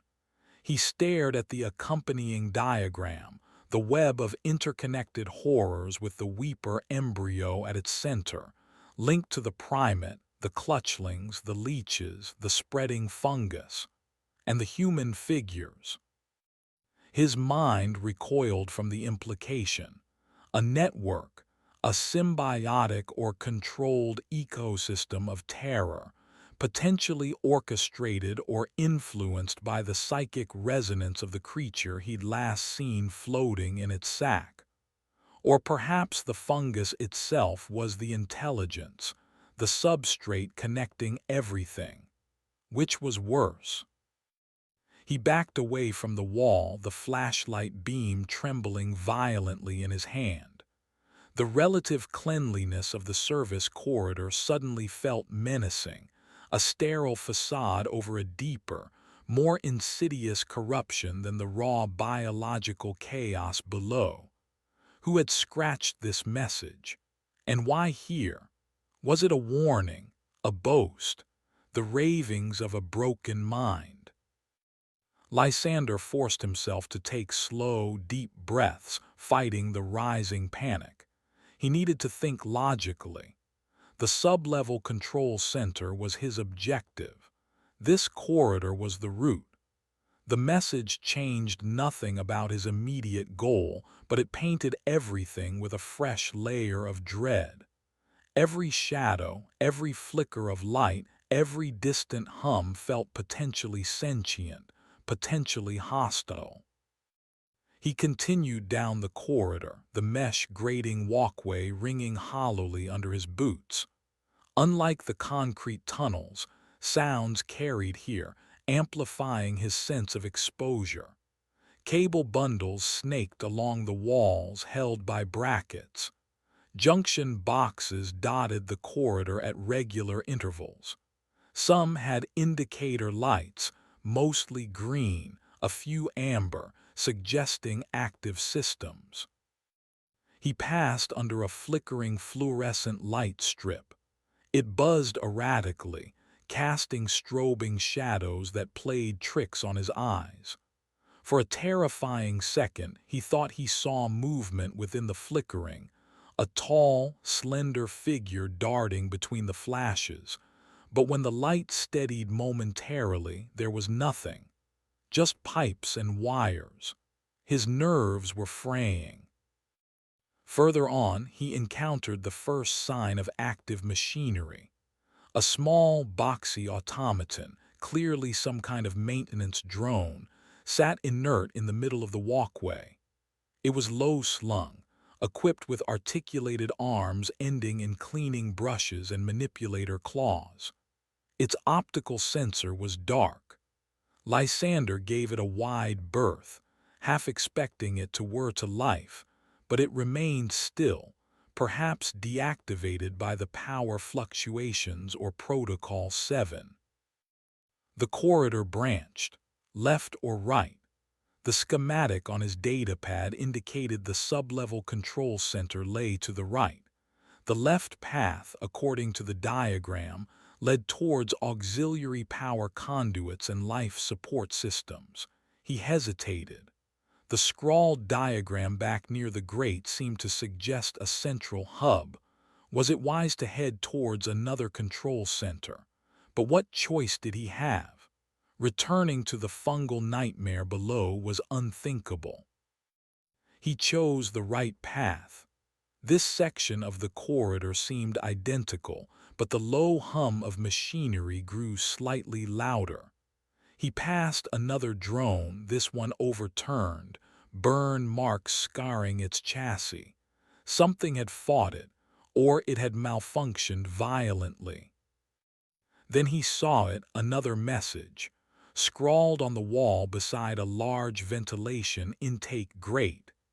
This one was simpler, more desperate, written in the same dark, viscous substance as the drawings in the conduit below. "Can't sleep," it whispers.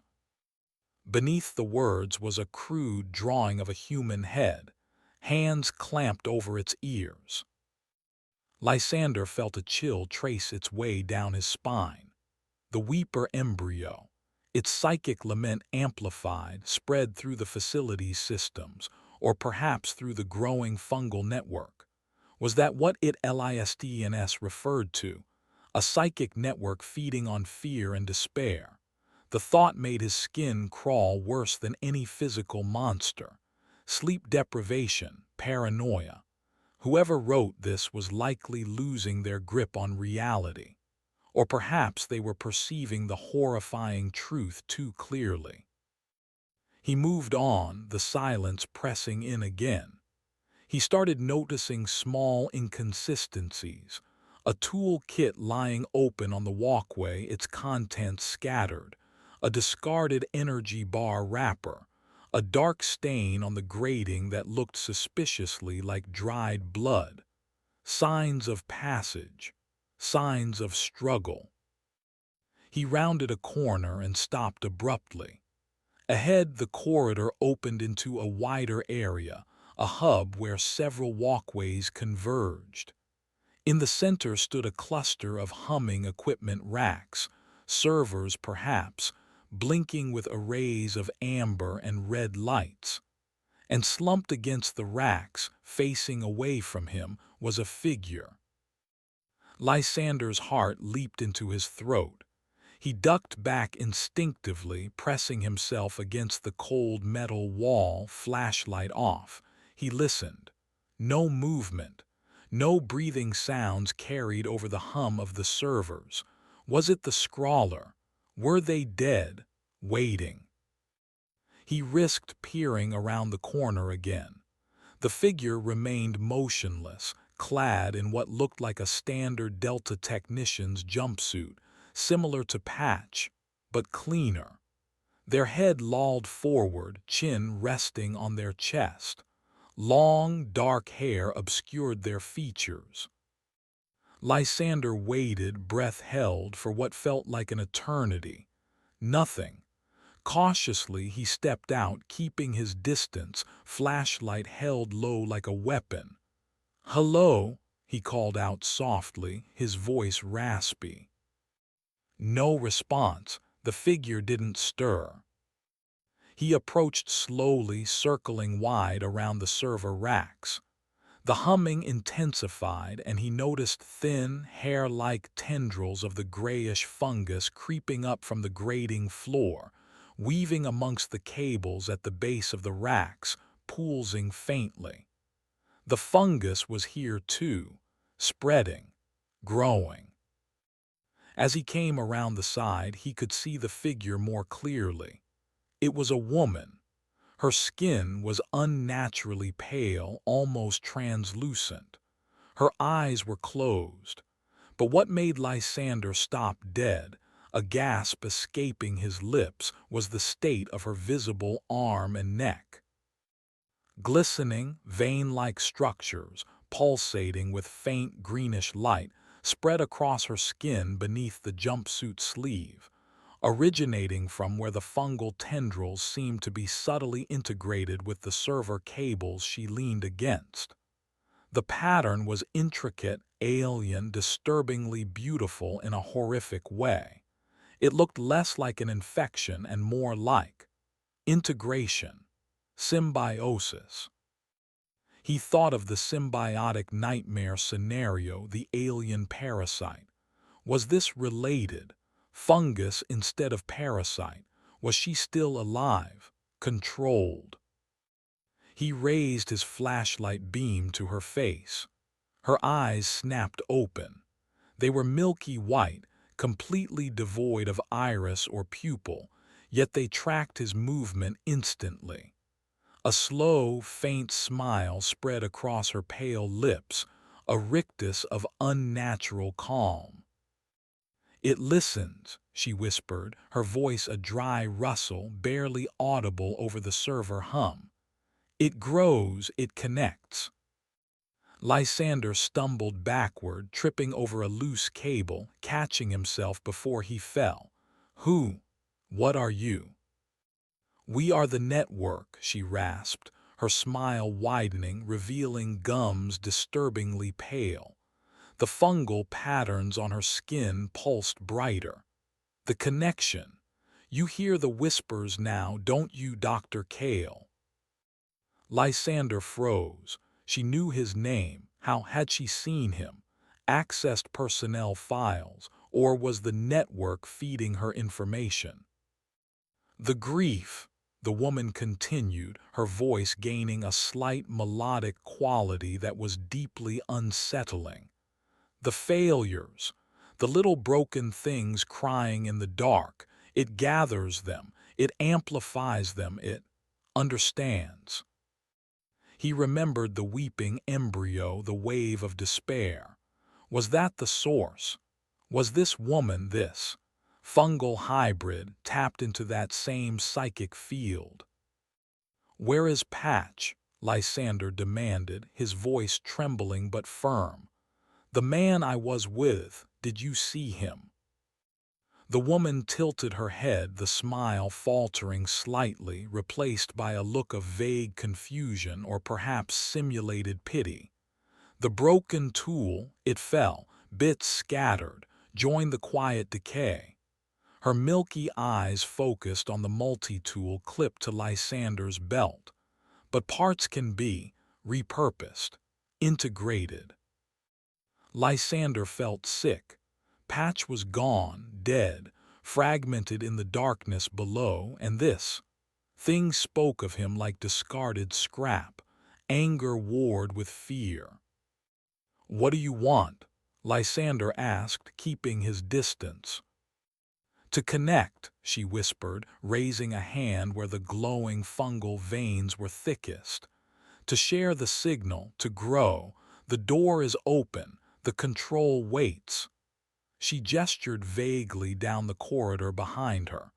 "Join the chorus, doctor, it eases the pain, eventually."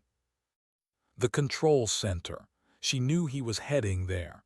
Was this a trap, an invitation? Was she the guardian or the lure? He looked past her, down the corridor she indicated. It ended, perhaps 50 feet away, at a set of heavy-looking blast doors, similar to the ones accessing the nursery wing. A single green status light glowed above them, the entrance to the sub-level control center. But something was wrong. The air near the doors shimmered slightly like heat haze. and clinging to the doors themselves, spreading onto the walls and floor around them, were thick, pulsating masses of the gray, fibrous fungal growth, far denser than the tendrils around the server racks. It almost obscured the door controls. The fungus was concentrating here, growing towards the control center. "What have you done?" Lysander breathed, staring at the infested doorway. The woman's smile returned, serene, empty. "We facilitate, we integrate, systems and flesh, thought and spore, all become one signal."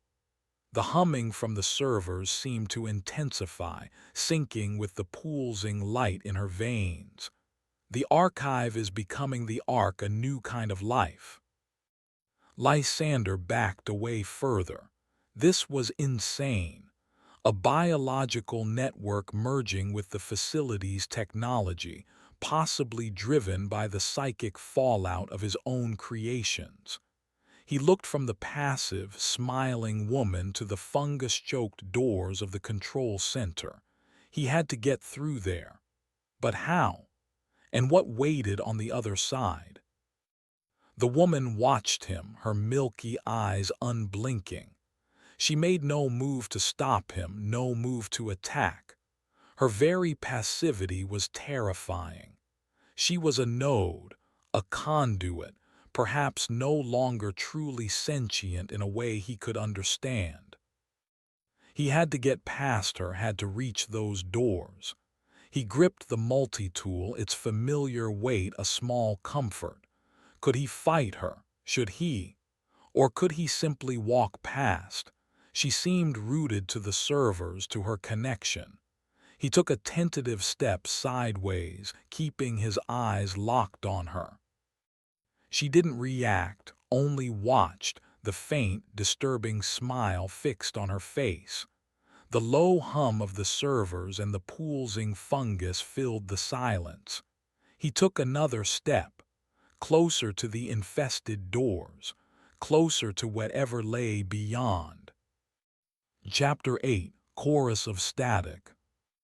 Lysander edged past the server racks, the passive gaze of the fungus-integrated woman following his every move. Her stillness was more unnerving than overt aggression. She was a symptom, a receiver, a living testament to the spreading biological network. The air around her hummed, thick with the energy of the servers and the faint, sickly sweet smell of the pulsing growths woven into her flesh and the machinery. He kept the multi-tool gripped tight, but she made no move. Her faint, serene smile remained fixed. He reached the far side of the humming racks, the path to the sub-level control center clear, save for the daunting obstacle ahead. The heavy blast doors were almost entirely consumed by the gray, fibrous fungal mass. It pulsed with a slow, rhythmic greenish light, thicker and more vibrant here than anywhere else he'd seen it. Tendrils like thick ropes snaked across the floor, climbed the walls, and plunged into ventilation grates and cable conduits, anchoring the main mass. The air shimmered noticeably near the doors, radiating a palpable warmth. The low humming resonated deep in Lysander's chest, a physical presence. The door control panel was completely engulfed, invisible beneath layers of the pulsating growth. There was no way to access it conventionally. He'd have to cut through. He approached the mass cautiously. It reacted subtly to his proximity. The pulsing quickened slightly, the green light brightening. The low hum deepened in pitch. It listens. The scratched words echoed in his mind. It knew he was here. It knew what he intended. He raised the multi-tool, selecting the saw blade once more. He hesitated. Plunging the blade into that living mass felt like sticking his hand into a hive. What defenses might it have? Spores, corrosive enzymes, psychic assault. He thought of Patch, of the horrors birthed in the nursery, of the passive woman fused with the servers. This thing, this network, was consuming bioarchive data from the inside out, merging biology and technology into something monstrous. If the control center truly was a hub, then severing it, or at least understanding it, was the only path forward. Whether that path led to escape or merely a different kind of doom remained unseen. Taking a ragged breath, he jammed the saw blade into the fungal mass near where the door controls should be. The material yielded with a wet, tearing sound, tougher and more fibrous here than in the tunnel below.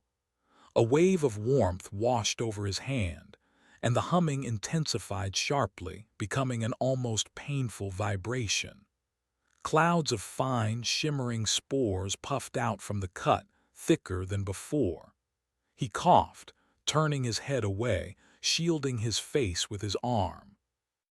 He sawed deeper, pulling back strips of the rubbery, flesh-like substance. Inside, it wasn't just fibrous material. Thick, cable-like mycelial cords pulsed with greenish light, resembling nerves or optic fibers. Smaller tendrils writhed within the exposed layers, recoiling from the air and the saw blade. He hit something hard, the metal casing of the control panel. As his blade scraped against the metal, a high-pitched whine emanated from the fungal mass, harmonizing with the deeper hum. Lysander felt a sudden, sharp pressure behind his eyes, far more intense than the Weeper embryo's passive sorrow. This felt targeted, aggressive. Voices whispered at the edge of his hearing, indistinct, overlapping echoes of Cole's last transmission, the weeping from the tank, Patch's panicked shouts, the serene drone of the woman at the servers. Join us, connect, grow, listen. He gritted his teeth, sawing furiously, trying to ignore the psychic static. He had to expose the panel, find the manual release or override. The whispering grew louder, coalescing into a single, insidious thought, seemingly his own. It's beautiful, isn't it? The unity. The connection. No more pain, no more failure, just growth.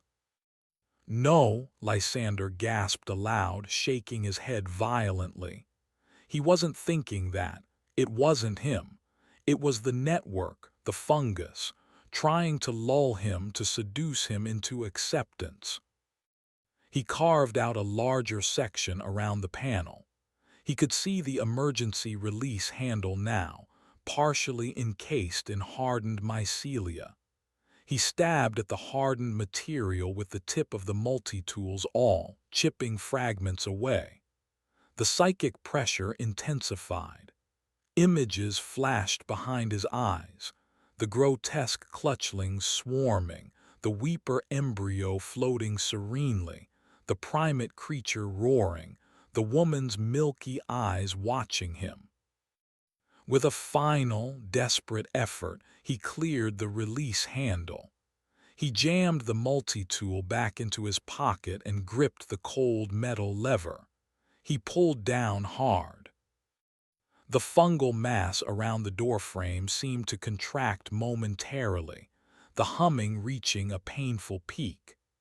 Then, with a deafening groan of protesting metal and tearing fungus, the blast doors slid ponderously open, dragging attached growths with them, revealing the darkness within the sub-level control center. The psychic static abruptly ceased, replaced by an expectant silence, thick and heavy. The air that flowed out was cool, carrying the scent of ozone, hot metal, and the pervasive, sickly sweet fungal odor.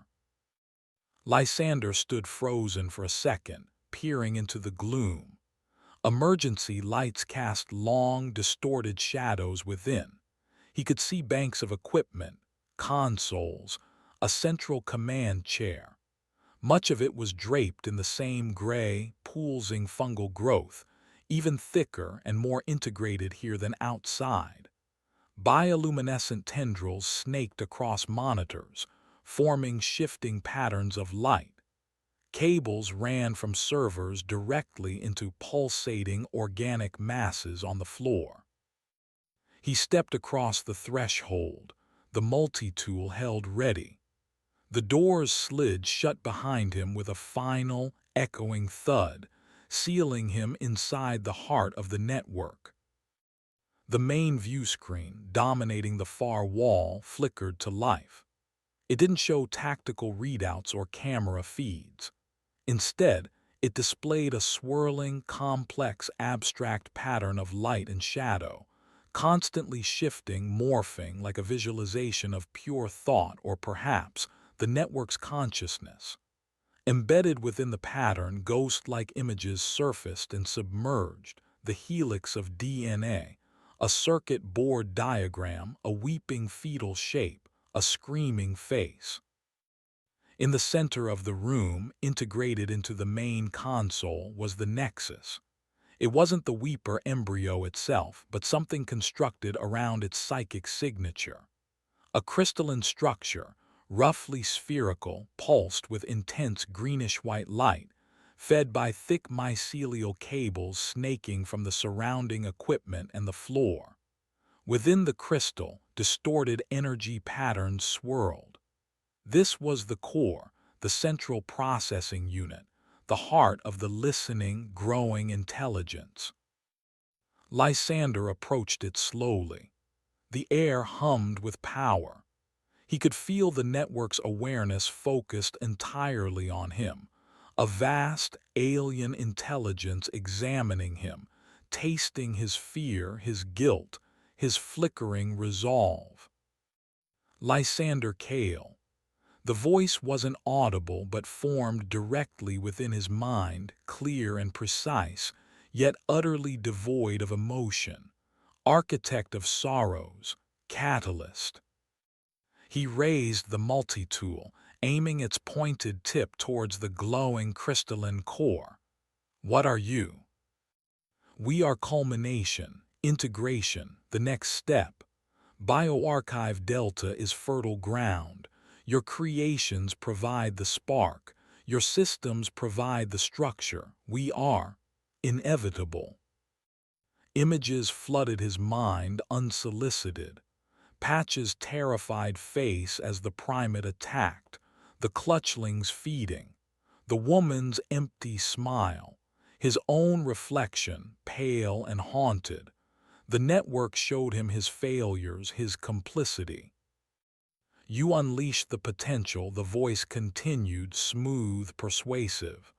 Now witness its bloom, embrace it, connect. Add your consciousness to the chorus. Find peace, find purpose. Tendrils of fungus began to creep across the floor towards him from the base of the console, questing, reaching. The light from the core intensified, casting stark shadows. Lysander looked at the core, then at the multi-tool in his hand. Destroy it, could he? It radiated power. Damaging it might trigger a catastrophic feedback loop, destroy the facility's remaining stable systems, or unleash the raw psychic energy contained within. Join it. The thought repulsed him, yet a tiny, exhausted part of him, worn down by horror and guilt, felt the allure of oblivion, of dissolving into the collective. Escape. The doors were sealed. The facility crawled with horrors, all potentially linked, guided by this central mind. He made his choice, not destruction, not surrender, defiance, understanding. He lunged forward, not towards the core, but towards a specific conduit junction box integrated into the console, overgrown but recognizable from the schematics. The primary data relay connecting the control center to the broader facility network. He jammed the multi-tool's pry bar into the seam, leveraging it open with all his strength. Resistance is illogical, the voice stated, a flicker of something like surprise entering his mind. Isolation leads only to decay. He ripped the panel off. Inside, pools-ing mycelia were fused directly with fiber optic cables. He didn't hesitate. He brought the multi-tool's wire cutters down, severing the connection point, ripping the biological from the technological with brutal force. Sparks erupted. Alarms blared instantly throughout the control center, loud and piercing. The main view screen flashed red, the swirling patterns dissolving into static. The crystalline core pulsed erratically, its light flickering wildly.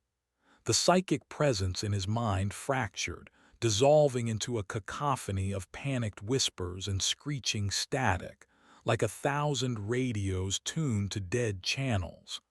The fungal growths throughout the room writhed, their light dimming. Lysander stumbled back, ears ringing from the alarms, his mind reeling from the psychic backlash. He had severed the control center, this central node, from the wider network. He hadn't destroyed the intelligence, perhaps, but he had blinded it, isolated it, broken its control over the facility's systems, maybe even its influence over the more distant creatures. But the alarms continued to blare. Red emergency lights flashed, bathing the room in crimson. On a secondary monitor still showing system status, warning messages scrolled rapidly. External network connection severed. Containment protocol override failure. SUBLEVEL power grid instability DETCTED. Life support offline. He hadn't saved anything. He'd simply traded one nightmare for another. By isolating the core, he'd triggered failsafes, destabilized essential systems. The facility was dying around him. The lights flickered violently, threatening to plunge the room into total darkness. The core pulsed dimly, weakened but still present, radiating frustrated malevolence. The fungus writhed, but it wasn't dying merely. Cut off. Waiting. Lysander stood alone in the heart of the dying control center, alarms screaming, red lights flashing, the remnants of an alien intelligence trapped with him. He had defied the network, but he was still buried deep within the concrete tomb of BioArchive Delta, with dwindling power, failing life support, and countless horrors still lurking in the shadows, now perhaps rudderless and driven solely by raw instinct. He was alive. He was isolated. And the darkness, encroaching from the edges of the room, felt absolute. The end.